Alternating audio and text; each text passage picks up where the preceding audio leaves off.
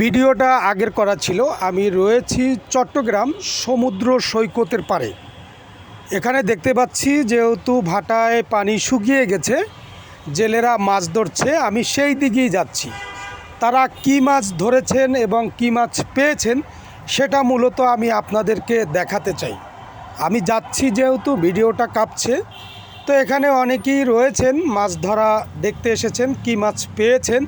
তো আমি সামনের দিকে যেহেতু যাচ্ছি, এখানে দেখতে পাচ্ছি টুকরিতে মাছ রয়েছে, আপনারা দেখতে থাকুন।